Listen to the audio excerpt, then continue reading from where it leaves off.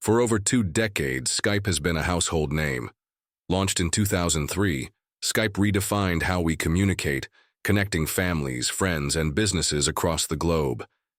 It wasn't just a tool, it was a lifeline. From the first time you heard, "Skype call incoming," to the endless late-night video calls, Skype gave us moments that we'll never forget. But like all great things, change is inevitable. With the rise of newer platforms like Zoom, Teams, and others, Skype's relevance gradually faded. Now, as Microsoft shifts its focus toward Teams and other technologies, Skype is officially stepping back.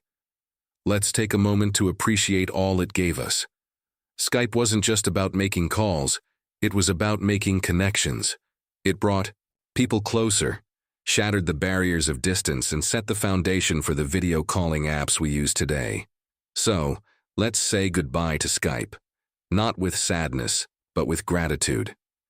Thank you, Skype, for being part of our digital lives and for making the world just a little smaller. If Skype holds a special place in your heart, drop a comment below and share your favorite memory. And don't forget to like, subscribe, and hit that bell icon for more tech stories like this one.